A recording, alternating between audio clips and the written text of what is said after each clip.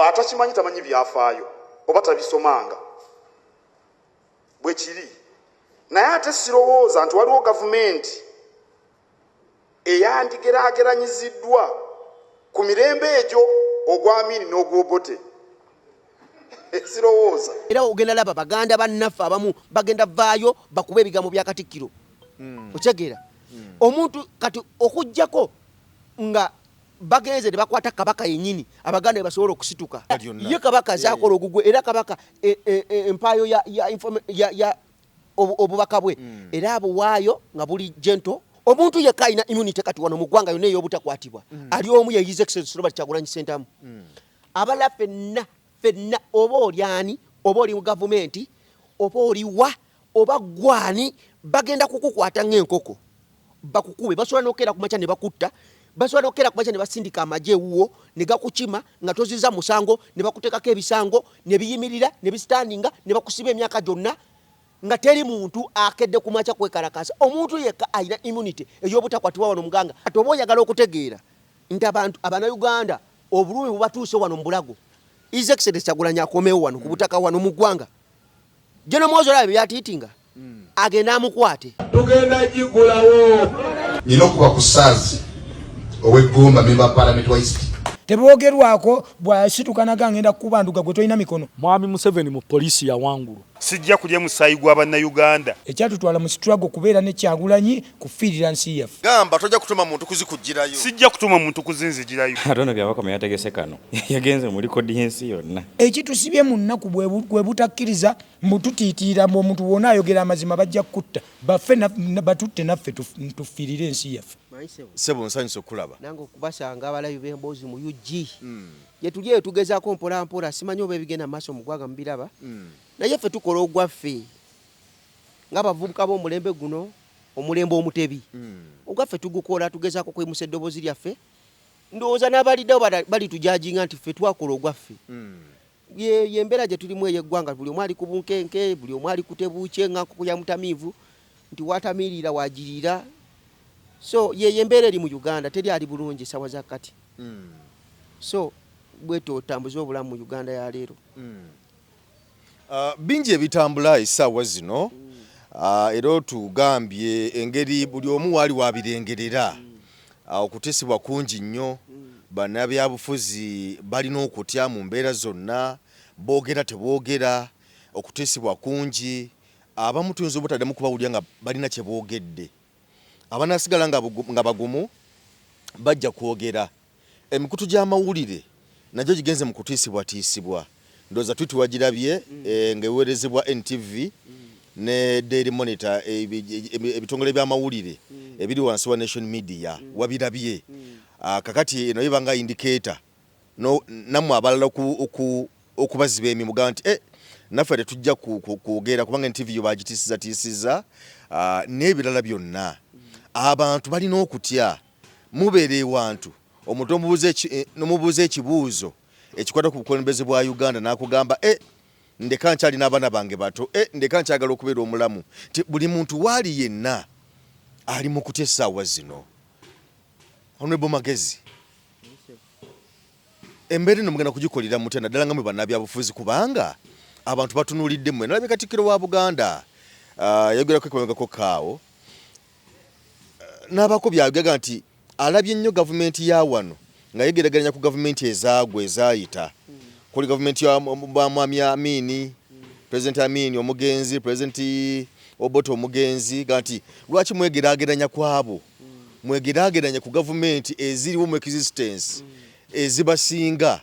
Mujima mwegeraageranya ku lwaki mwegeraageranya ku ziri ezaagwa. N'ebirala bingi nnyo abakulembeze bye bazze boogera. Eno embeera mugenda kugikolera mutya Honorable Magezi? Essaawa zino nga ebigambo kati mubitemamu. Nze njagala okutegeeza Abannayuganda abatulaba nti eno embeera tulina gy'ataakinga with the collective effort, collective action. Kuba kyannaku nnyo nti omulembe gugenze ogwaliwo ng'abantu balowooza ku ggwanga lyabwe. Emirembe egyo egya Bwamwami Museveni batuuka ekiseera nga baagala kulwanirira common good. Ne bakera ku makya ne bakwata emmundu ne bagenda ne batta abantu abasoba mu kakadde ne bawamba obuyinza. nti esawa zakakati mwami Museveni environment gyataddewo teganya muntu yenna kussa. Kino ekintu ky'amawuntize tukiraba, abasobola okwogera babadde bali suppressed okumala ebbanga ddene nga balaba eno embeera ejja ekula nga bagitunuulidde. Naffe abasobola okwogera batutiisatiisa, basiba bakubira amasimu, naye gwe totya ogenda wambibwa bagenda kukima. Yeyo embeera gye tulimu. Honorable Magezi olina bakubira amasimu bankubira nti oyogedde nnyo bajja kukwata. Bajja kukwata nti kati wano wetutuuse mu ggwanga nti tewakyali demokrasi, tuli mu kye bayita kakisitokrasi, plutokrasi, kireputokrasi, nti omuntu akeera ku makya n'akola by'ayagala. Autocracy, President Museveni ya presidinga over eggwanga lyonna. Ate kyanaku nnyo nti omuntu apresidinga eggwanga mukadde nnyo takyasobola ku introspectinga, takyasobola ku micromanaginga, takyasobola kugoberera bigenda maaso mu ggwanga, ali ku analog, tamanyi ku media bigenda maaso. Kuba bw'aba ng'akimanya alaba bino ebigenda maaso, mutabani wakola buli kimu atwitinga akwata abantu, yandibadde abiteekako ekkomo. Naye sirowooza nti oba amanyi n'ebigenda maaso. Waliwo yaŋŋambyeko abo mu kunyumya zino emboozi zetubeeramuyo nga tunyumya nga nti mwami Museveni alibanga naye atya muhoozi kusinza kugenda mu maaso nga tamugambako. Kati oyinza otya okuzaala omwana n'omutya? Omuwadde obuyinza, omuyingiza mu magye, mu bubenji bw'amateeka, omukuziza mu ranks, agenze gavumenti mu ssente z'omusolo ze zimuweeredde okutuuka ku leve ey'enjawulo, atuuse atulugunya abantu, omutunuulira butunuulizi. Abannayuganda kye njagala bategeere nti n'eggwanga lyaffe ffenna.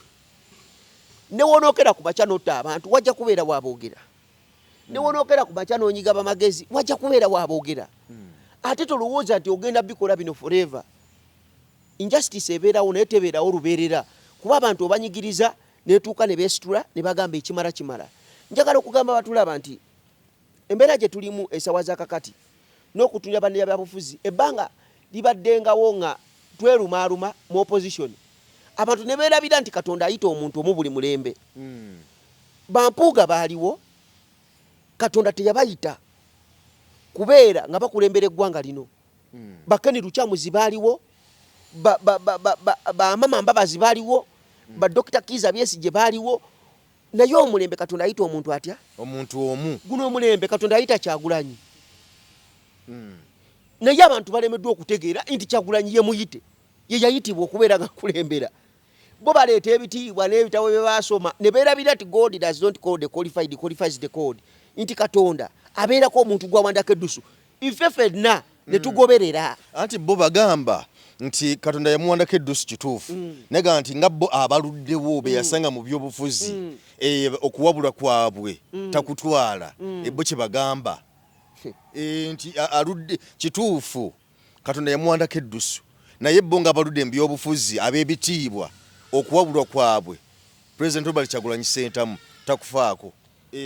Obuzibu bwe tuyinda n'abo abantu abaluddewo nnyo baalinga bakwata bagenda wa His Excellency Kyagulanyi mu nnyumba ne bakuba mukyala we ne bamwambula ne bakola byonna nga bonna basirise.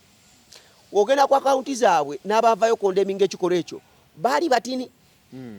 N'otunuulira embeera gye batutaddemu mu ggwanga lino nga injustice ebadde happeninga nga basirise tebagikondeminga. Babadde bafiidinga dictator emyaka egyo gyonna nga basirise teboogera.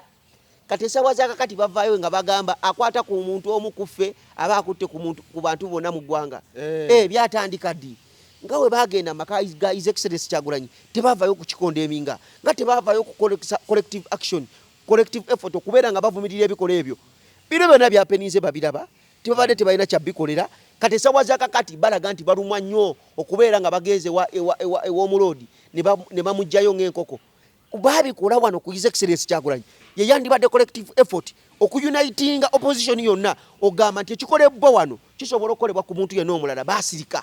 Yes, kubanga twava mu kulonda Robert Kyagulanyi Ssentamu n'abula naba nga talabika bagamba ebikwenda bamunoonya na biki byonna tewali yanyiga ku opposition. Nga bagamba ali mu bubadi, abamu ne bagamba ali mu kiwaanyi, abamu ne basirika.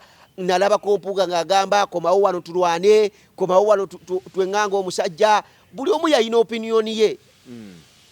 Naye esawa za kakati ebyapeninga byongera okupuruvinga n'okukakasa nti omuntu eyayitibwa muguno omulembe ye His Excellency Robert Kyagulanyi Ssentamu.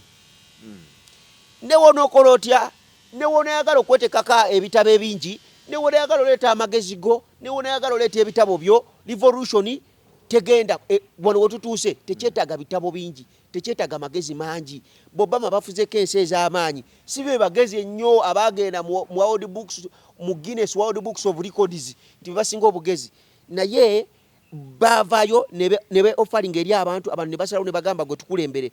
Constitution zonna ez'ensi ez'amaanyi tezikwatwako nti omuntu olina okufuga ebisanja bibiri. Naye otunuulira babaaliwo ab'amaanyi be boogerako Bamera Disego n'abagezi ennyo bamuwanga Kivumbi abaaliwo bonna baalemererwa okulemesa Mwami Museveni okukwata constitution yaffe. Baali mu parliament. Njagala okuwa sinaali y'emu. Lwaki olowooza Betty Nambooze agenda mu myaka 25 ng'ali mu parliament? Gwe lwaki olowooza abaddengawo luli ne ku guno omulembe gwa Kyagulanyi kwali? Ku lwaki? Nti yategeera nti Katonda ayina abantu baayita buli mulembe. Gwe ne woba oyina amagezi, ne woba oli celebrated politician, ne woba oli celebrated lawyer, waliwo abantu abayite nga ffenna omulembe ogwo.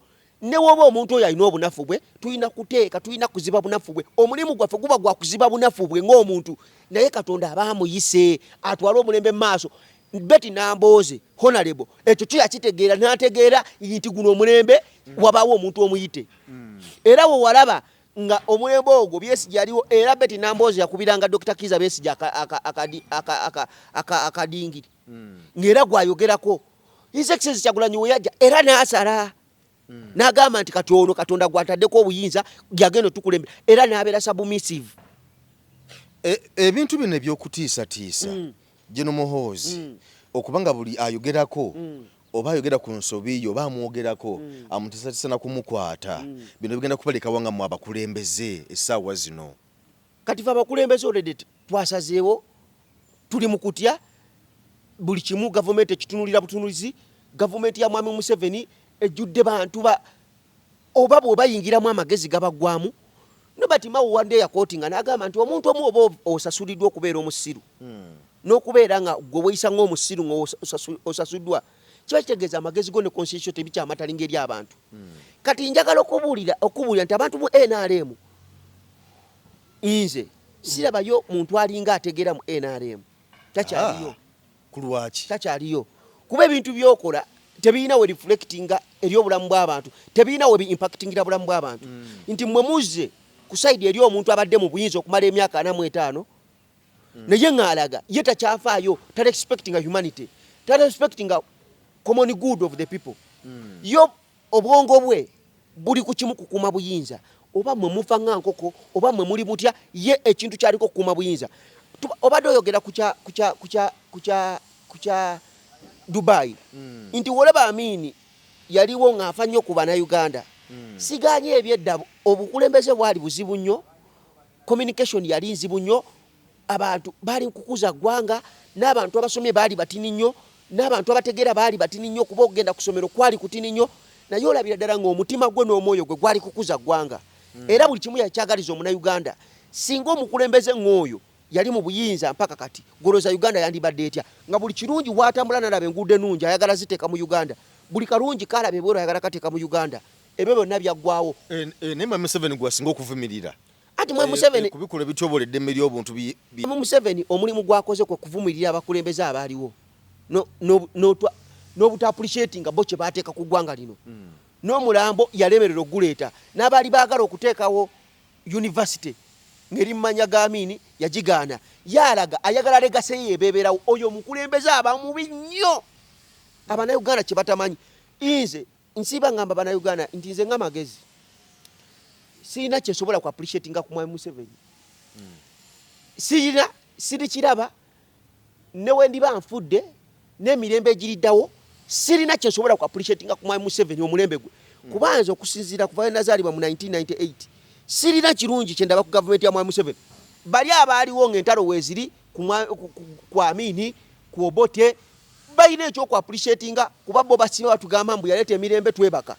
Nze okuva nazaalibwa sirina kye ndaba seebaka tofunye ku mirembe sifunye ku mirembe kwegamba insurvivinga kulwa mase ya Katonda ng'ensi endala ojja kuŋŋamba nti Kenya ekulemberwa munnamagye ogenda kuŋŋamba nti Tanzania ekulemberwa munnamagye ogenda kuŋŋamba nti ensi mu Afrika wano Uganda yokka yesoose okubeera ne insurgency yesoose okubeera n'entalo ensi zonna zibaddeko mu ntalo ne zitegeera nti tuyina okubeera nga tuva mu kaseera k'entalo tulwanirire abantu baffe obulamu bw'abantu baffe buthrivinge obulamu bw'abantu baffe bwe bulungi naye mwami Museveni ekyo sikyaliko njagala okukubuulira atuprovinze beyond reasonable doubt nti ye obwongo bwe buli ku buyinza tewali kintu kyonna kuba singa President Museveni ono abadde ayagala Abannayuganda twandibadde atisi tuyina eggaali y'omukka train nga tuyina bullet train tuyina train ez'amasannyalaze wano mu Uganda buli region nga zidde eno nga ebyobulambuzi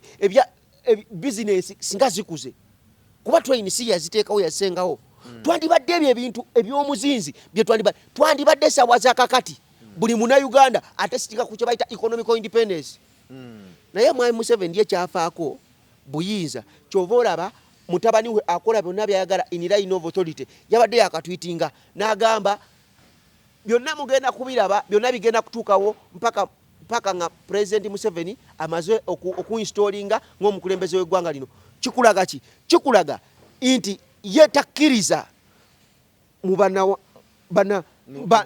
bananchi aba bulijjo okubeera nga be bakulonda okubeera mu buyinza akkiriza nti majege galina okusalawo gobere mu buyinza wetuba nga tukyalina kawo mentality eyo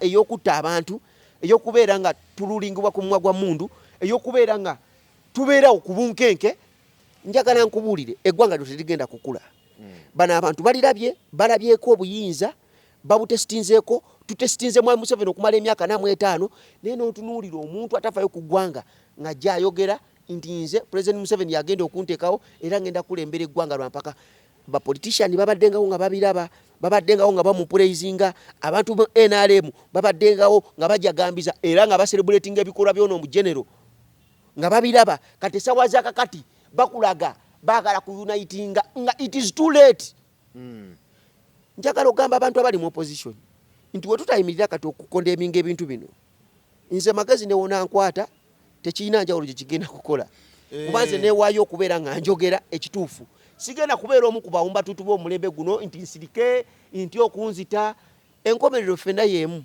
weewaddeyo okubanga obyogera naye bwe tulaba ebigenda mu maaso essaawa zino nga bwe nkutegeezezako emabega kwawo nti buli ayogera alinnyibwako bakwatibwako Joel Ssenyonyi loopu wammwe wa NUP y'omu ku abo abali ku list era omukulu yagambye yasindisa abapyeruyu kubanga ndi abamukiikirira mu parliament Jacob Oboth speaker wa parliament yamukiikirira n'omumyuka we Tayeebwa n'abalala yagaye nti mubeko nekimukolawo okulaba nga omukulu oyo tulabe engeri gyayinza okuva mu kifo ekyo ekyobwaloopu yateekewo owuwe imbu kusinzira nga bwe yawandiise naye Loopu Joel Ssenyonyi yatwitinze n'agamba nti yafunye amawulire nga waliwo akakodyo oba ekigenda okukolebwa ekyokwagala oba ekyokumugatta ku fayiro yeemu ne omubaka omumyuka wa President Robert Kyagulanyi Ssentamu Omuwanga Kivumbi ku fayiro gyaliko naye ya treason ku bantu abattibwa kati nti baagala kumugattako terrorism nti balina olukwesikwesi olw'okumugatta ku fayiro yeemu Joel Ssenyonyi ne Muwanga Kivumbi njagala okugamba batulaba nti omuntu yekka wano mu Uganda essaawa zakakati alina immunity ey'obutakwatibwa ng'era waakwatibwa eggwanga lyonna lisituka ne lyekalakaasa eggwanga lyonna libeera ku bunkenke mpaka we bamuta ali omu ye His Excellency Robert Kyagulanyi Ssentamu buli muntu yenna mu ggwanga wano asobola okukwatibwa eggwanga ne lyeyongerayo Abannayuganda bali galibo buli omu nadda ku bibye Joel Ssenyonyi bajja mukwata nkino nkikubuulira nga tulaba bamuteekeyo bamugatte ku fayiro bamusibe buli muntu yena Lukwago bamukutte waliwo ekyabaddewo Muhoozi yagambye agenda kubeerayo emyaka 10 katulabe we batamuta ku mande omanya byeyongeddeyo bagenda mukola bwato nga Dr. Kiza Besigye njagala nkubuulire biro byonna bituuseewo lwa nsonga bannabyabufuzi ababaddewo balese embeera eyo ebeerewo omuntu yekka asigaza immunity wano mu ggwanga ye His Excellency Robert Kyagulanyi Ssentamu era Joel Ssennyonyi bano bonna bannabyabufuzi ba Lord Mayor bonna ba Dr. Kiza Besigye balina kusaba ekintu kimu bwe kiti His Excellency Kyagulanyi akomewo mu Uganda atambuze ebyobufuzi kuba yekka wano mu Uganda wano gwe basobola okukwatako buli muna Uganda mu region zonna ne bagamba mugenda kumuta oba mwagala oba temwagala naye abalala bonna bagenda kutukwata ng'enkoko batukuba emiggo batusibe Abanayuganda beyongereyo kino nkigambira njagala okukiddamu omuntu yekka alina immunity kati wano mu ggwanga yonna ey'obutakwatibwa ali omu ye His Excellency Robert Kyagulanyi Ssentamu abala fenna oba oli ani oba oli mu gavumenti oba oliwa oba gwani bagenda kukukwata ng'enkoko bakukube basobola n'okera ku makya ne bakutta basobola n'okera ku makya ne basindika amagye ewuwo ne gakukima nga toziza musango ne bakuteekako ebisango ne biyimirira ne bisitandinga ne bakusiba emyaka gyonna nga teri muntu akedde ku makya kwekalakasa omuntu yekka alina immunity ey'obutakwatibwa wano muganga ali omu His Excellency Robert Kyagulanyi Ssentamu era bano bonna Joel Ssennyonyi yandibadde atuula n'ava ne mukulamentinga Secretary General Bongoya ne yeegayirira ne boogera n'omukulu adde mu ggwanga kuba abataze mu ggwanga buli kimu bagenda kutukwata bagenda kututta bagenda kutusiba bagenda kutumalawo nga tulaba nze nkikubuulira anti ate omukulu era naye amuwulirira agamba tereka namukwatako ajja kumusiba ajja mukwateko kati oba oyagala okutegeera nti abantu Abanayuganda obulumi bubatuuse wano mu bulago His Excellency Kyagulanyi akomewo wano ku butaka wano mu ggwanga General Muhoozi olaba byatiitinga agenda amukwate oyagala okutegeera oyagala okulaba ku revolution y'abantu oyagala okugirabako His Excellency Kyagulanyi ffe tusaba nze era amagezi ndi omu ku bantu abasaba akomewo mu ggwanga General Muhoozi agenda akole fujjo lye yakoze ku Lord Mayor amukwate amuteekeko ebisango ebya treason kati wogenda okulabira kye bayita revolution non-violent revolution that is the only way we have in the country era njagala okugiddekera yalinga kati n'okugamba Bannayuganda omuntu yekka agenda okununula eggwanga lino n'okututaasa omuntu yekka asobola okwogera eddoboozi kati kuba Obwakabaka tebusobola kwogera bo babusapulesinga babalagako nti basobola obbatta basobola obbanyiga naye boogera ngambye ku bigambo bya Katikkiro ekyamazima obufuzi bwe NRM businga obwobote n'obwamiini mu bintu ebiwerako ekyamazima naye ate muwulire ki obufuzi bwe NRM businga obwobote n'obwamiini atakimanyi tamanyi byafaayo oba tabisomanga bwe kiri naye ate sirowooza nti waliwo gavumenti eyandigeraageranyiziddwa ku mirembe egyo ogwamiini n'ogwobote sirowooza toyinza kubanga tolina mmere neweegeraageranya n'oli ali ekibwa ekimu kuba naye ali bubi munfuna neweegeraageranya ku oyo ali ekimu mu ssaawa 24 gwe toyina kumpi mufaanana omwegeraageranyako otya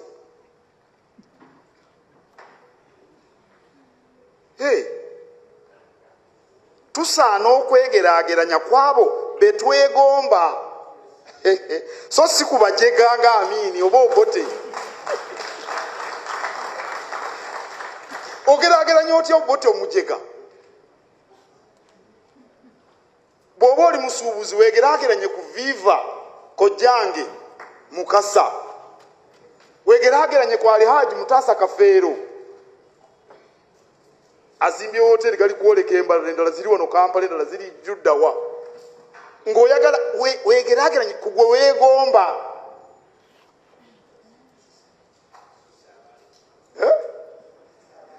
naye ate weegeraageranya ku oli eyalemwa eyagezaako waliwo kampuni bagitanga Kovumo abaaliwo mu biseera by'obote muyinza oba mwagimanya nali muto naye njijjukira Kovumo baasi zitambula wano Kovumo balina ne jazz band balina biki Kovumo buli kintu Kovumo kati nga weegeraageranya ku Kovumo eyagwedda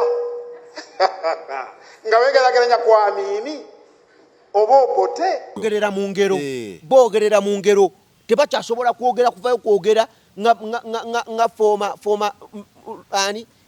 former Katikkiro ndowooza wamulabye ng'ayogera Wanda Muliro yagamera ogamba mu NRM omuntu awagira NRM esabwa za kakati ye muntu omusiru asembayo Katikkiro yabyogedde tewabirabye former Katikkiro naye njagala okukubuulira Obwakabaka tebukyasobola kwogera niwabawo ekikolebwa yadde Katikkiro yawummula Dani Muliika Dani Muliika kati ekiriwo ekisoboka okukolebwa Katikkiro sawaza kati ne wayogera takyasobola kusitula bantu njaba ne basituka nti Katikkiro ayogedde Abaganda tusituke tekisaasoboka kuba Abaganda ffennyini baatu dividinga baatu yawulamu Katikkiro ne wayogera era ogenda laba Baganda bannaffe abamu bagenda vaayo bakuba ebigambo bya Katikkiro okitegeera omuntu kati okujjako nga bagenze ne bakwata Kabaka yennyini Abaganda ne basobola okusituka okitegeera nga bamugana ogende Bugerere Abaganda ne basituka ne Kabaka bw'abanga akyali mulamu Abaganda awo we batwagala nga Kabaka mulamu tewali kyayogera abantu ne babatta tewali kyayogera aziro nga aziye Kabaka mulamu tulinde birthday run awo Abaganda Kabaka zayogera awo we batwagala Kabaka zayogera ebbanga lyonna ye Kabaka zakola ogugwe era Kabaka empaayo ya obubaka bwe era abo waayo nga buli gentle nga buli kamu naye kati Abaganda tutuuse kusanga obubaka bwa Kabaka tetucha mu mulembe guno tebudeliveringibwa nga we bulina kujja tebuna kujja mu ngeri ya kimpowooze Kabaka nga bwali Kabaka omutebi mu mulembe omutebi oba kati information yandibadde agireeta direct nti Abaganda kati muzuukuke tusituke tununule eggwanga lyaffe yandibadde ayogera nti bannange kimala ekyo tekiyinza kuba ekyobulabe gyali era kyonna we tuba twagala okwenunula buli kintu kye tugendamu kigenda kuba kya bulabe waliwo abagenda okafiiramu waliwo abagenda okulama abantu baafa almost kakadde kalamba nze nkugambye esaala gye tulina okusaba eri bweti kusaba His Excellency Kyagulanyi Robert Ssentamu era nze njagala okufukamira wano nkugambe kye tulina okukola era njagala okwegayira His Excellency Robert Kyagulanyi Ssentamu taata komawo mu ggwanga gwe wekka agenda okutuyamba okutulwanirira okulunda eggwanga kuba gwe wekka gwasobola okusitula eggwanga ne lisituka buli Munnayuganda n'asituka n'agamba ekimala naye unless otherwise buli muntu bagenda mukwata buli muntu bagenda muteekako ebisango buli muntu bagenda muteekako prison buli muntu bagenda kumutta buli muntu bagenda mujja mu nnyumba ye nga tozze wano buli kimu kigenda kwa peninga nga Bannayuganda balaba kuba ye gwe wekka alina obusobozi okusitula Omunnayuganda buli omu waali era gwe wekka muwoozi gwatasobola kukolako fujjo ne ligenda bwe lityo naye abalala bonna agenda kutukwata agenda kututta agenda kutusiba Abannayuganda basigale nga bakolima ku midiya nga bagamba kale maama nammwe munaafa mulifa mukama wange His Excellency Robert Kyagulanyi nkusaba bambi komawo kuba gwe ssuubi lyaffe gwe wekka Katonda gwataddeko obuyinza n'amaanyi okununula eggwanga lino era ffe tulidwedde okuyimirira emabegawo tutambule tugambe nti ekimala nze bebe ebigambo byange olowooza ki ekigana Bannayuganda okuyimuka abantu obukadde 45 Bannayuganda ki ekibagana okuyimuka ekibagana ekisookera ddala Abannayuganda babakuumidde mu busibe okumala ebbanga ddene batya nti wotunuulira political terrain eya President Museveni gyataddewo Abannayuganda yabaleka bakole be baagala Abannayuganda abasinga percentage y'abavubuka balina amaanyi bakeera kulya nkwacyo okitegeera bakeera kunywa mwenge basula mabaala abaana abakyala abawala abategeera abavubuka abategeera abandi badde bakeera ku makyo okubeerako ekyamagezi kye bakola abandi badde balowooza ku mbeera gye balimu n'okupulaningira future bakeera mwenge wogenda ekiro mu night walker banight walker be basinga mabaala buli kanakwe ebbaala zikola abo bonna abavubuka be babeera mu mabaala abawala abasinga babeera mu kwetunda abawala abato ku university wa babeera mu kwetunda kati omuntu yasuze mu bbaala agenda kulowooza atya eggwanga enkeera litambudde litya nfunye ntya omulimu nkoze ntya future ngirowooleza ntya ndiwa mu myaka 5 okuva kati basiba mwenge kati ffe abavaayo ne tubeera nga tetunywa mwenge tubeera straight tulowooza ku byeggwanga ate kati ffe batulaba nga abali abunomo nti era kyovola abasinga bagamba nze kati abaana bonna benasoma nabe bakere bagamba naye Magezi totya bagenda kukwata nti tuli mu mbeera eri abunomo weweeyisa normally nogamba nti kibanange ekituufu kye kino kirina okukolebwa baate baba balaba nti gwe olinga muzira olinga eyeewaddeyo olinga njagala ate njagala okubagamba tewali ddembe ligenda kujja ku Silver Platter ffe bamagezi tetulina kyakukola kuba tulaba nze saagenda makerere kubeera nga mbeera mu ssiru mu mulembe guno saasoma bitabo byange kubeera nga tewagenda makerere kubeera ng'obeera omusiru mu mulembe guno saagenda makerere kubeera nga ndi mbeera mu ssiru mu mulembe guno nedda ebitabo bye nasoma ekyala mu third year na generalizing mu leadership and governance nensoma industrial psychology leadership manyi byenjogerera mbitegeera nze saagenda kusoma bitabo kubeera nga nange mbeera nga mba mu ssiru no nasoma bitabo kubeera nga impacting society nasoma bitabo kubeera nga nkyusa eggwanga lyange nasoma bitabo kubeera nga nkulembera abantu mu kukulembera okwabategeevu okwokukyusa eggwanga ekiremeza Abannayuganda okubeera nga twenunula tewali trigger tewali kitu sparking nga Abannayuganda okitegeera ekyokera ddala tuli divided along tribal lines along religious lines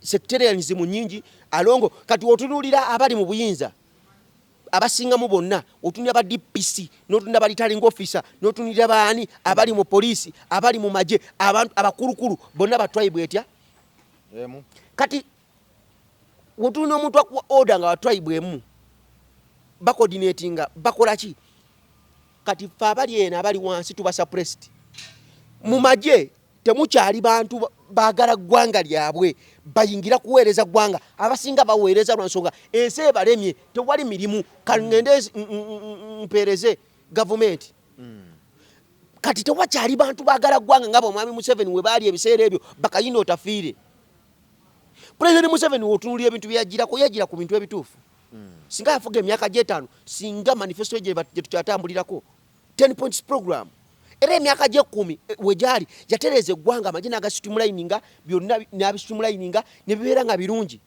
yatuuka ng'ava ku course kuba when you stay too long you overstay your welcome kati ebintu byonna bize bikyuka nga tubiraba watuuse mu opposition n'alondamu n'agamba nti eno good opposition eno bad opposition omuntu atakkiriza mu ndowooza ye n'abeera nga mulye mubi ne lubeera nga lutalo gwe weyita genero otya okwata abantu n'obambula n'obateeka ku mitimbagano n'ogamba nti nina amaanyi ng'okutta omuntu atalina mundu okutta omuntu atalina buyinza okutta omuntu atasobola kwerwanako kati otuna road mayor musajja munafu musajja tasobola n'okwogera bigambo bye bitini bijja mpola n'omukwata n'omwambula then n'ogamba nti nze ndi general is that where's the generosity where's the generality where's it all nti tutuse mu ggwanga nti omuntu ayogera buli muntu akankana uyogera ku kituufu buli omu n'agamba omwana oyo naye ng'omuntu gwe tuddiringa naye yagende wa His Excellency Kyagulanyi n'akwata mukyala we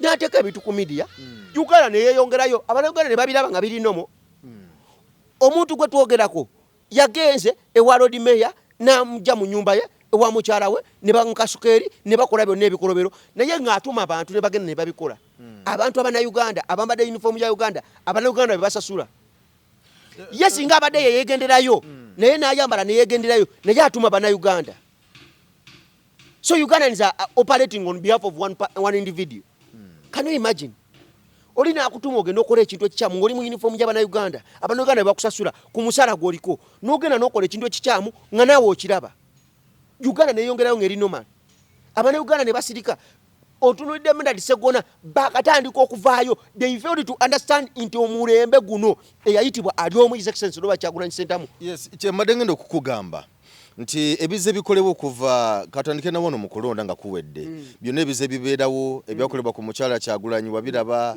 naye kenyini ebimubaddeko okutuuka kudduka kuva mu Uganda nga embeera yonna nga esirise nga abakulembeze b'NUP bagezaako okwogerako kakati bwe kyatuuse ku Elias Lukwago olaba nti ate basituse ne batekawo amaloboozi g'amaanyi naye ng'ate mwenna mulimu opposition NUP opposition PFF opposition waliwo n'abalala kale katugambe kubanga Mwami Museveni yagamba nti waliwo ba allies be okuli FDC DP naye gatwogere be tulowooza nti baddala NUP ne PFF naye olaba nti ekigudde ku side emu bali abalala baba boogerako bwogezi tebateekawo mbeera baba nga bagamba kale tugende mu maaso era bwe tuka side eno era yembeera yemu buzibu ki obuli mu opposition ku side zombi okubeera nga muli ku opposition mulabe wamwe y'omu naye noba nga temuteekawo ddoboozi lya wamu.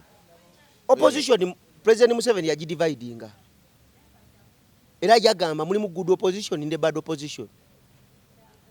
Omuntu atakiririza mu ndowooza ye aba muntu mubi. President Museveni yalowooza is the only person politically right mu ggwanga muno. That's the biggest problem. Omuntu omu alowooza nti what is mine and what is yours is negotiable. Aba muntu is a very dangerous person in the society. Abantu abo bo bakkiriza nti what is mine and what is yours is negotiable. Ekyaffe kyo bayino kiteesaako era bakiinako obuyinza naye ekyabwe. They are very dangerous. Sobaganyizibwako birowoozo. Exactly.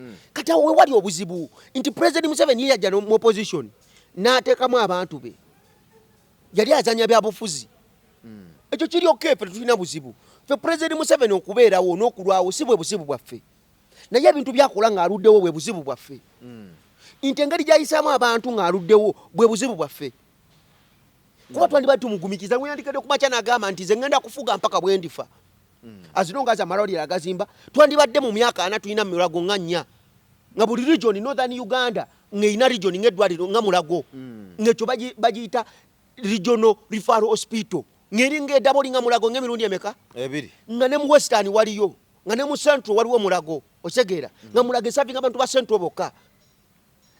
Ebyo singa abadde abikola twandibadde tulina zi train twandibadde budget ya State House yagissa twandibadde ng'ebintu bikola mu ggwanga muno twandibadde tugamba nti katugumiikirize paka President Museveni waligenda aweereza eggwanga n'achievement ze tuziraba. Naye kati njagala mpeyo achievement emu omunauganda gy'ayinza okubeera nga yenyumirizamu ku mulembe gwa President Museveni akola gumu nabaleetera eddembe mwebaka tunalya ddembe.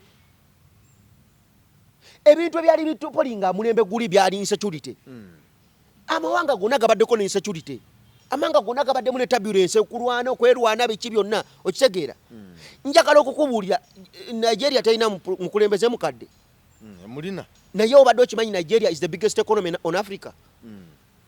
Ngoloza lwaki. Oloza teri divisions. Mu Nigeria waliyo okwetta. Okw'amadiini b'amadiini ge gabatopolinga. Madini era abasiraamu batta abalokole kitegeera era entalo gyeziri ne gavumenti erwana teri ggwanga naye nkulaga ba Nigeria they enjoy in the common good of the people in the government okitegeera aba Nigeria bagagga nnyo okitegeera bagagga nnyo extreme damn rich. Lwaki bagagga nti government yateekawo avenues eza buli muntu if you work hard you become rich okitegeera naye kati wano mu Uganda government yesalawo obeera omugagga oba toba gugoro ni wava munno balaba ng'ogaga wadde bagenda kukuba mpaka kutaka. Bwe balaba ggwe Omunauganda nga toli ku kiriki yabwe otandise okufuna ssente bagenda kukuba kubuliza mu ttaka. Gwe balaba nga ggwe otandise okufuna obugagga okoze nnyo nga tebalinaamu influence bagenda kukuba mpaka kutaka. Baagala buli kimu bakibeeremu ne influence bakibeeremu ne share. Era tulina business ez'amaanyi wano mu Uganda buli kimu balinamu omukono family age. Kati obeera nga gwe tolowooza ku biki biribeerawo mu maaso eyo nga tolowooza nti gwe ogenda kufuga oveewo kiba kitegeeza gwe oli dangerous. You are a bad person to the society. If President Museveni naye yagamba nti abantu be bamulonda buli oluvannyuma lwa myaka 5 ndowooza era ne bamulangira akakiiko k'ebyokulonda n'alayira n'addamu n'afuga. Amazima go gali nti wotunuulira ku mbeera President Museveni gy'atutaddemu nze President Museveni muwe ekitiibwa era wenzija wano nze njawukana naye mu ndowooza tolina wali ompulidde nga nvuma President Museveni oba being subjective am ever objective. I attack his ideas, I attack his manifesto, I attack his policies byonna byataddewo kuba nze we mba ntunuulira ebintu President Museveni byataddewo I attack the office he's in. I don't attack him as a person. He was a good person but he's no longer a good person. He has ever served the country as a statesman, but he's no longer a statesman.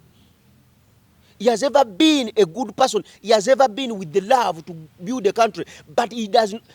Takyabiriko bya kuzimba ggwanga byaliko bya kuteekawo bwakabaka byaliko bya kuteekawo kye bayita monarchy.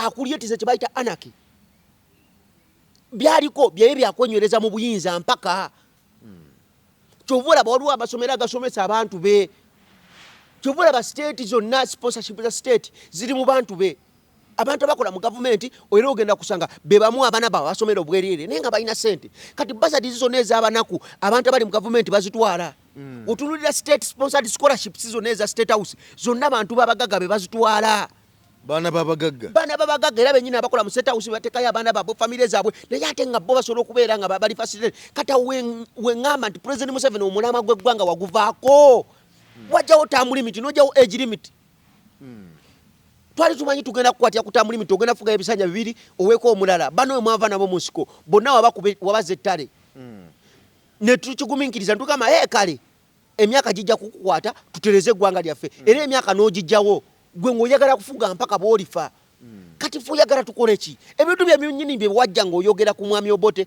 ng'oyogera ku mwami Amini gwe wagamba Amini ne watalina kiki kyonna mwali muyina pulani ey'okumuggyako lwansonga it was not ideologically rich kati naffe tugamba mwami Museveni you no longer fit in this generation kale poor in this generation guno omulembe tegwetaaga mundu tegwetaaga kukosa maanyi Muhoozi byakola tebigattako ku ggwanga lino bikola divisions system yenyini Muhoozi gyali mu kuteekawo yenyini ejamweriira kuba abo bakosa they are not robots nabo balina abantu mu ffeeno waliwo nno nti a Nigerian pastor we Nigeria amanyiddwa nga Primate Ayodele yawadde obulaguzi bwe ng'agamba nti nno ekijja maaso awo mu bbanga etali lyawala ekigenda obeera mu Uganda mu bbanga etali lyawala gaa nti bwe yabadde abuulira nga ye omusajja wa Katonda yagambye nti President Museveni ali mu biseera bye ebyakawungeezi amaliriza okulembera bannayuganda oba okubafuga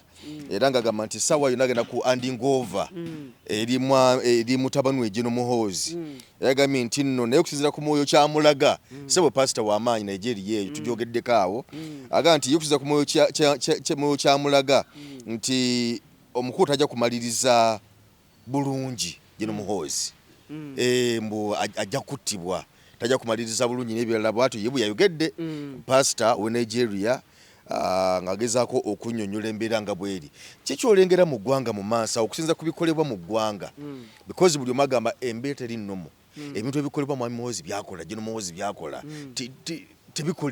tebikoleka tewali muntu yali assustains injustice oba oppression for a long period of time eno system Muhoozi gyaleese y'okunyigiriza abatakkiririza mu nfuga ye abatakkiririza mu bukulembeze bwe tewali muntu yali agisustaininze wotunuulira ekyali e Syria omukulembeze yafuga emyaka era nga mwami Museveni gyafuze n'amala n'akwasa mutabani we abantu balwala ne mutabani we okumala emyaka 10 ng'eratta abantu ng'era Muhoozi bwakola kukwata abantu kubateeka mu basement kwewaana kubalaga nti temulina kye musobola kukola naye njagala okibanye nti ne mwabo mu magye omwo gaveeno mufe Abannayuganda basoma constitution bamanya ebigenda amaaso mu ggwanga bakimanyi nti family emu yekuta obuyinza bakimanyi nti kikyamu kye bakola njagala nkubuulire eddoboozi welitaave mu bantu ligenda kuva mu magye esystem gyataddewo ajja kulowooza nti yeye kenyini yagenda ogimanstalinga ye yayina kye bayita monopoly over violence amukole ku bantu ng'abantu batunula butunuzi eyo system yonyine ejja kumumira wajja kubeerayo omuntu omu mu magye ajja ogamba ng'oli abikola bimenya amateeka fe lwaki tetugamenya okitegeera ye ng'amenya amateeka ng'omutabani w'omukulu ye ng'akoze byayagala ng'ate ali mu uniform fe wetugamenya tubaaki tajja kubeera general tajja kubeera kano tajja kubeera brigadier naye ajja kubeera eno wansi ajja kwate emundu abasindirira amasasi ajja kwate emundu agambe kati nange wemba kuyitibwa muzira kanfiire mu bitabo bya Uganda ng'omuzira naye bantu mmwe kambakomye ajja kubeera watya mu magye omwo tolaba nga Muhoozi akoze byonna nze nyina mikwano gyange mu magye basiba bangamba tugoberera order naffe tulaba ebigenda maaso ne tulina kyakola anti omukulu ekyo waliwo omuntu omu ajja okulaba nti omukulu nti byakola bimenya amateeka nange kangamenyeko akolumu gwe batave mu magye eyo otokulasi gyataddewo mu magye kijja kuva mu bantu abannayuganda basituke bagambe ekimala kimala naye nze wekidda ku saidi y'abannayuganda nze omuntu omu gwe ŋŋamba asobola okununula eggwanga lino n'okuyimirira ku front line n'okumukwata abannayuganda ne basituka ali omu bamuyita his excellence Robert Kyagulanyi Ssentamu kuba kati bw'olaba ffe abali eno magezi ne bankwata tewali impact gye nsobola kukola era bagenda kunkwata ng'akakoko banteekeyo bansibeko ebisango nze omuntu akuze wano nga bandaba baŋŋambe embuuna terrorism baŋŋambe mbu hate speech bateekawo obusangosango obuli awo obushuutinga abantu ngaffe aboogera amazima okitegeera tewali muntu ajja kuvayo kwekalakaasa bagenda kukwata Joolo Ssennyonyi nga Muhoozi bwe yagambye tewali muntu agenda kuvayo kwekalakaasa kino nkiddamu ne bakwata Rubongoya General Secretary waffe Secretary General tewali agenda kuvayo kwekalakaasa kino njagala nkibagamba bannayuganda ne basobola okukwata opposition yonna ne bagiteeka munda abantu era ne basidika abantu era bajja kusigala nga bakolima tugenda kusigala ku midioko nga tugamba free DC free General Secretary Rubongoya free leader of opposition Joolo Ssennyonyi free tugenda kubeera ku media nga twogera ekyo free nga tukaaba nga tukola ziraivu nga tukolima wetugenda okukoma era byeyongereyo batukuba emiggo batusibe batutte omuntu omu aba opposition gwe balina okuyimirirako ali omu oba bakyagala oba bakigaana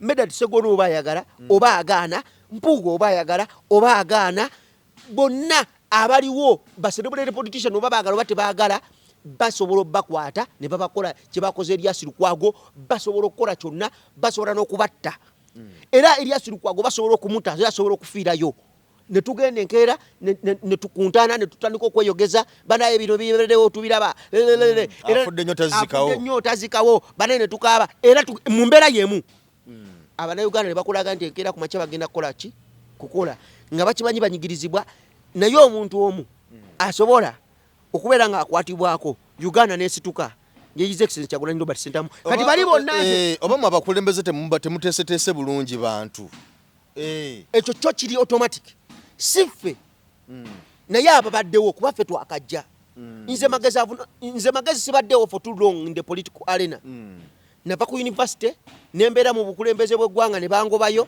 nengenda Kyaddondo East nenfunayo buli bwe nafuna kati nze sibaddewo for too long I'm just starting my political career naye waliwo ababaddewo emyaka 15 basemuju ŋŋanda nga bo bazanya politics oyo w'ekintu ekikulu nga balowooza omuntu gwe tuzanya naye ajja tuuka aveewo naye kibalaze nti omuntu gwe babadde balwana emyaka egyo gyonna ye tali willing kutaggwanga aditera bannayuganda ali willing kubeera nga obuyinza bwezza mu famire ye waava waabwe mutabani we era yagambye Lwamya era asiba posting efaani bya mutabani we ti Lwamya naye ali mbweru ali mu kusoma era naye ajje atukwatemu lwa nsonga tewali age limit tewali term limit bino ebintu abannayuganda balina obitegeera eggwanga kyetwala nti twandibadde tukkiriza ne tugamba kale wavaawo tugendagenda kale Muhoozi ajja afuge tumulabe after all ajja kukwatamu emyaka 10 agende abannayuganda bajja beenunudde beeyubudde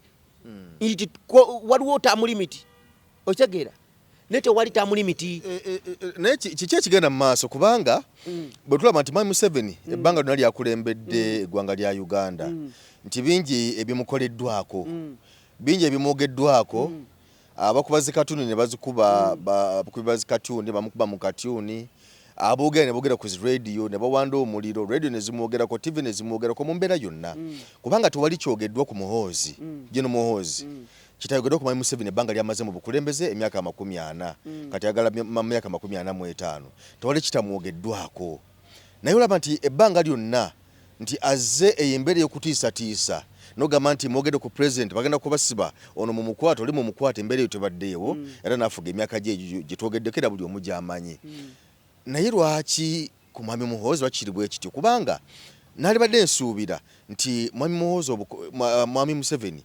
obukodyo abwa General Muhoozi nti abantu bona abakulembera tobassaako nnyo mbeera tobassaako nnyo muliro naye olaba nti abikola kyeri nga te Mwami Museveni wali mulamu amulaba amulengera oba waliwo ekintu kiri emabega nga sikyabukulembeze anti kati nze okusinziira ku kyendaba President Museveni engeri gyakuzizaamu Muhoozi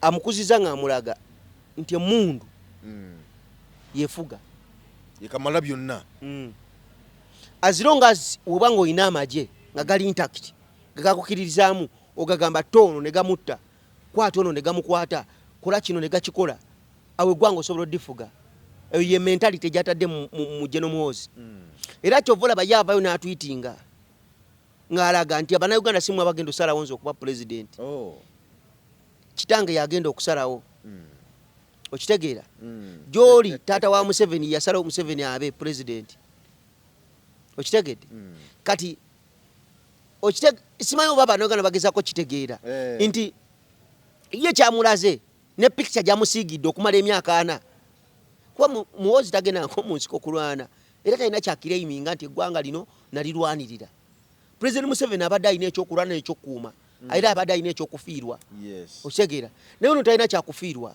is a planned kid talabanko ku nnaku tagendangako mu nsiko tamanyi bulamu bwa bulijjo muntu wa bulijjo yasomera amasomero gali international tamanyi kilo ya sukali zegula tamanyi bulamu bwa muntu wa bulijjo bwatambuliramu tamanyi tagendangako ku petrol station n'agula amafuta amafuta tegamukubangako mu nsabo ye tamanyi muntu wa bulijjo alivinga atya omuntu wa bulijjo asomesa atya omwana omuntu wa bulijjo ali atya omuntu wa bulijjo abeerawo atya kuba you know eggwanga lino we are too divided yagamba nti ebbanga liri obulamu bwe bwabadde otakwatanga ku ssente cash ate azikwateko kuki buli kimu bakimuleetera akuze nga is a planned kid nze nsomeko n'abaana emakete ba planned kid nti obulamu bwe tulivinga bwanjawulo nnyo kwabo abaana bwe balivinga bye muyitamu si bibayitamu era tebabimanyi money isn't their problem they speak and things happen gwe you have to work hard for the money you get you have to, buli kimu okola buli kimu olina kupatanya wonna wali obwongo bwe obukozesa 100% for them they use 2% of their brain okitegedde ba planned kid they use 2% of their brain to operate kuba ebisinga byonna abazadde babakolerera buli kimu money speaks okitegera so yo okwebereramu n'akola obwongo bwe bukozesako 2% kuba everything money speaks and when money speaks no one checks the grammar tewali muntu newooseka busesi buli muntu agamba yes newookolola buli muntu agamba yes ne kati omuntu akulidde mu bulamu obwa bulijjo you use your mind 100% to survive omwavu oseka nti omwavu aseka kyoyo ekyo kyolina okutegeera enseka azijjawa kati wano otunuulira President Museveni ngeri gyakuzizaamu Muhoozi President Museveni abadde alina ekyokufiirwa abadde alina ba historicals balina be yava nabo mu nsiko nga bamugambako they used to speak truth to power bakkiriza ebibi byakoze ne babyoabuzobinga ne bagamba yes ensobi twagikola yatuukawo tugiraba Mwami Museveni atusinziza amagezi bo ba historicals byava nabo mu nsiko abasigadde abasobola okwogera nga General Kayindo tafiire era avayo n'ayogera okitegera nalabye naye omukulu yamutiisatiisiza naye ate ejja kumukwata essaawa yonna naye kyenkugamba nti Kayindo tafiire era ye ebigambo biri straight amanyi kye bagenda okulwanirira amanyi entalo ze baalimu amanyi obulumi bwe bayitamu okubeera nga bateekawo emirembe egiriwo Muhoozi bwe tabimanyi kuba tayina bulumi bwe yayitamu Muhoozi tayina empathy tayina sympathy tayina kulumirirwa tayina kuba akuze buli kimu kiri ku meeza ye akuze mu state house omuntu akulidde mu state house golooza yali agenzeeko mu katale n'agula emmere yali agenzeeko n'amanyi obulamu bw'omuntu wa bulijjo obutambula butya kati bwe tabimanyi tamanyi bulumi tafiiringa ku lw'abalala tamanyi muntu wa bulijjo kyayitamu akulidde mu security maximum security amasomero gy'asomedde babaddengayo ne ba informa ne security ng'emuliko kuba mwana amukulembeze ate Mwami Museveni yamukuza from day one era n'erinnya lye yamutuuma ti Muhoozi ajja kwavenjinga omuntu yenna alinkolako obulabe Muhoozi yajja omukolako obulabe okitegeera so akimukuziza ekyo akimutadde mu mutwe nti amagye olina gakwata booti kyova olaba historiko bonna abasinga babalitayalinga bano abalimu bawulira Muhoozi kyagamba mugende mutoyo ne bagenda mugende mukolo ne bakikola okitegeera kyova olaba amagye agakozesa nga bw'ayagala n'obuyinza era we bamufuula CDF ne bamwongera overall power atransferinga apromotinga ademotinga buli kimu akikola lwansonga President Museveni obuyinza yabumuwa era ye yakimuteeka mu mutwe nti emundu yegenda okuleetera fuga Uganda era Muhoozi abyogedde ensi yonna ekiramanyi nti Abannayuganda Mwami Museveni agenda kunteekako era wanaamala okunfula president buli kimu kigenda kubeera nga operating under my means. Era kyovula bavaayo n'ayogera n'agamba gwe Joel Ssenyonyi era kyotugamba nti kati ng'eggwanga we have lost it. We have lost it. Tetukyalina kintu kyetusobola kuyimirirako ng'Omunnayuganda. What are you proud of? Kikyoyimirirako n'ogamba I am a Ugandan. I'm part of this country. I claim Uganda. Kati muli Munnayuganda ali mu Uganda naye akimanyi agirimu ku bunkenke. Akimanyi talina kya owninga, talina pride eyo ey'okuba Omunnayuganda. Abalina pride abeewaanira mu ggwanga lyaffe sebo be bagwira. Abagwira, Abachina, Abayindi be basinza okweyagalira mu ggwanga wano. Era bajja wano ne bazaala abaana baabwe kati ba minister, abaana baabwe ba MP. Yes. Naye gwe osobola ogenda e Buyindi n'oba oluddeyo emyaka gyonna n'ofuuka MP, ne oba ozaaliddeyo n'okola ki osobola ogendayo. Gwe osobola ogenda e China n'okola bizinesi nga Abachina ze bakola wano. Osobola ogenda e China ne weeyagalira mu ggwanga nga bo beeyagalira wano. Ffe twewaddeyo ng'ensi okubeera nga tutwalibwa abantu abali disqualified. Twewaddeyo ng'ensi okubeera nga tufugibwa nga tutunula butunuzi. Ate opposition naye ekoze omulimu gw'amaanyi nnyo okuweereza President Museveni mu buyinza. Nti bo bakkiriza babeere nga balya buno obugaati babamanya ng'enkoko bwebamala ne bagiwa obukunkumuka n'erya. Ekifo ky'ogamba nti bannange kimala. So nze nkusigira ekifaananyi kino njagala okitegeere nti General Muhoozi ye tamanyi muntu wa bulijjo bw'abeerawo. Tamanyi muntu akeera atya ku makya n'azuukuka n'anaaba n'agenda ku ssomero, abanaku aba bulijjo tamanyi kye bayitamu. Era ye akimanyi nti magye ge gagenda omumekinga okufuga eggwanga lino. Era ye aliko nkoshuwa kyovulaba byonna byakola abikola ng'ali extremely arrogant, the extent nti extreme arrogance. Gwe bakwate ne bakwata, gwe tugenda kusiba ne bakusiba, gwe tukutwala mu basement ne bakutwalayo, gwe tugenda kukola kino ne bakikola. Lwansonga abagenda mu magye bagenda for survival, n'abali abala they are not serving the country, they are serving a family, they are serving one person, they are serving a family. Tebakyalina mwoyo gwa ggwanga nti ffe katuweereze eggwanga lino. Abaliddewo balitusomako nti waliwo eggye ly'eggwanga eryaweereza eggwanga erikuuma eggwanga. CDF wa Kenya tetumumanyi, owa Tanzania tetumumanyi. Amagye geeyo katukwega Muhoozi atutale all over the world, naye ng'ekintu kye balaba ku Uganda it is the arrogance of the CDF. Oyo mumukwate omuteeka mu basement. Abantu bonna be yasoma nabo, abantu bonna gwe tunulira composure eya General Mugisha Muntu. Yaliko CDF. Naye muntu nuli, look at his composure. Look at the way he moves in people. Tunulira General Koreta. Bali awo ba general, tunulira Kayindo Otafiire. The way they behave mu bantu batunulire. Tunulira ba historicals. Ndakayo historically arrogant. Obabola okuba tebalina buyinza yenga bwalina. Kubanga mwana wa mukulembeze wa ggwanga. Ekyo kimu. Amagye gabaddemu kati yagakulira. Ekyo kyakubiri. N'ebitiibwa ebirala. Kati booli awo oyinza okuba alina amanya amasukulumu oba ne byayiseemu. Bo booli awo bye batalina ensonga lwaki bo nti bali wansi. Era nga bwe wagambye nti yakoledde mu State House. Naye bano abamu boyogerako baalwana, abamu baakulira mu nnaku, n'ebirala bifaananako bwe bityo. Naye nze ndowooza ensi ebahambulinze ne bategeera nti we are not here to stay. We are here for a short period of time and we shall go. Ne bakakkana ne batandika kukolera legasi z'abaana baabwe abaliddawo. Okitegeera? Nze nkimanyi bangi abali mu magye abasirise abalaba ebintu bino nga bigenda mu maaso. Nga basirise balaba bagamba olunaku lugenda kutuuka lumu buli omu ayabike. Abali mu magye omwo n'abali eno. Kayindo Otafiire yagamba you cannot lead without the consent. Oba tosobola kufuga ggwanga nga Abannayuganda abantu tebakkirizwa gwofuge. Era ojja bakuba, ojja basiba, ojja kubatta naye akaseera kajja kuba kaseera buseera. Mu magye omwo mujja kuba abeegatta kusaidia abantu bagambe ekimala kimala. Mu magye ne wanaabaayo abantu ne wanaaba abiri ne wanaaba asatu. Abanaagamba nti kati naffe tuzikuta Abannayuganda muliwo abasobola twegattako. Ojja kulaba muganda wange. Njagala nkikubuulire. Ne banaaba abiri ne banaaba asatu. Ne bagamba nti muliwo Abannayuganda abalirwere tununule eggwanga lino. Ekimala. Ne nziba nnaku bbiri. General Muhoozi tajja kusula.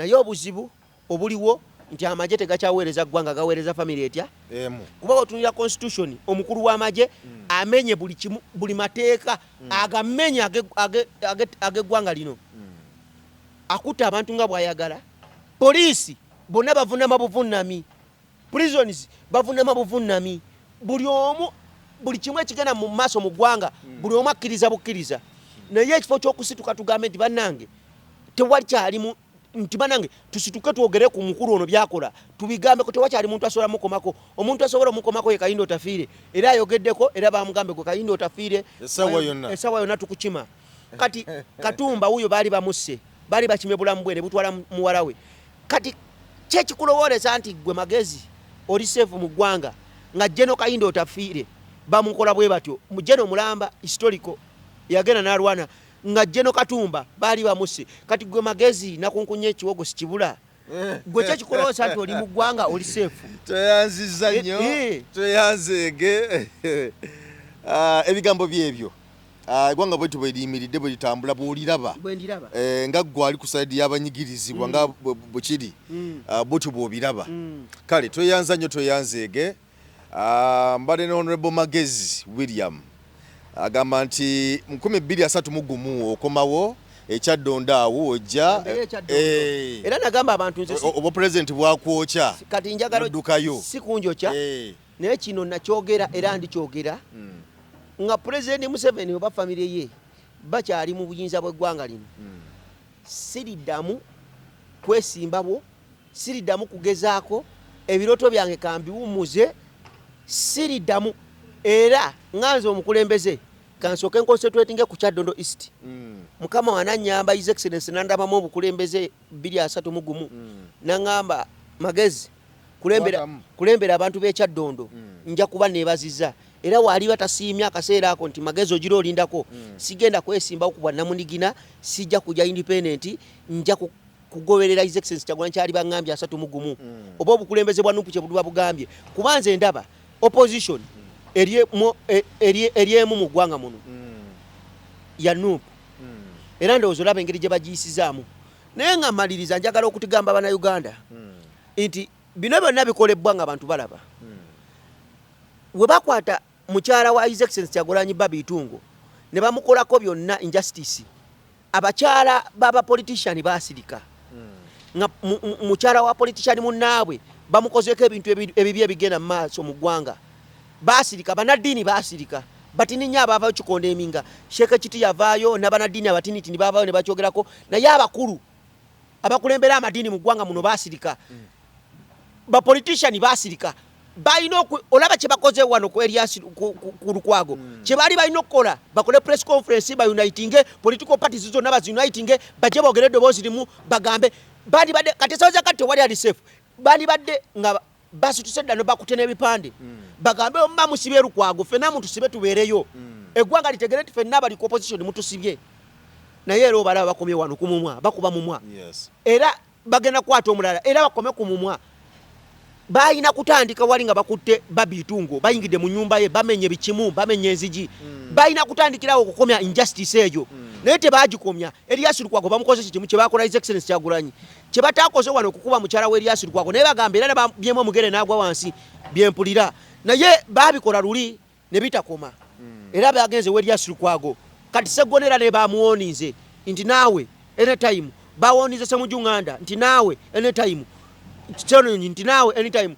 kyekikolowoleza nti waliwo ali safe mu ggwanga muno tulina kuyimirira kati eggwanga lino nga ffenna ne tugamba nti bannange kimala ffenna abali ku opposition mutusibe tumanye nti ffenna mutusibye katufiire mu kkomera mpaka Bannayuganda bo bennyini banagamba nti tusituke tuwanike eddoboozi naye we tutasituka ne tusigala kukuba mumwa nti ono bamukutte fuli gundi eggwanga lino ligenda kuggwawo nga ffenna tukola ki tulaba tweyanziza nnyo sinza kwongerezaako awo Geoffrey Mayanja yenze mbadde ne Magezi David William tukwatagane Munnayuganda tukwaniriza mu kimbo wa Research King and Training Center mwebale nnyo mwebalire ddala mwebale okwejjanjaba endwadde nnyingi nnyo ezitawaanya abantu omwaka guno ng'abakimbo wa Research King and Training Center twabaleetera ebintu bingi nnyo tuyina ebyuma ng'oli abadde nti n'amagulu galuma omugongo guluma oli agamba mbuno sisitimu y'amagumba gange tegatambula bulungi nnyo omwami nti n'amaanyi gakendeera sikyatambula bulungi nnyo mu kisenge enseke zange zazibikira nfuyisa mulimu kabayina obuzibu bwa prostate ennaku zino abasinga obungi mulimu kabayina sukaali oli nabeera ne sukaali type 1 oba olusi type 2 mulimu ko sukaali ya controlling bw'amangu tulina sabbuuni ono wabeeru mulungi ddala era wa tamalik mwe n'abayinako okenkovu abantu bw'obeera nga mweru kigenderere nnyo bw'obeera nga oli mweru osobola okubeera nti n'okoseza kano bw'obeera nga oli muddugavu osobola okukozesa oyiro wa foono nabeera nga akuyambye tulina ekyogo ky'emikisa ekyo kisobola kuvaawo nga sikyogeddeeko abantu abatawanyizibwa nti no siweebwa siganja abagadde family planning ey'ekiganda abayina pressure abayina sukaali naye ekyogo ky'emikisa gwe wenna nti siweebwa obulamu bwange bwonna bubadde mu bbato ngenza okusaba emirimu ngezezaako okwagala okugenda ebweru byonna byagaana jangu otutuukirire ng'abakimbo wa Research King and Training Center wetuli ewakaliga tuli wano Mengo opposite Lubiri SS bw'ova ku Lubiri SS obanga aserengeta ku katono awo bw'oyisa ku Salt TV ejja kubanga otulaba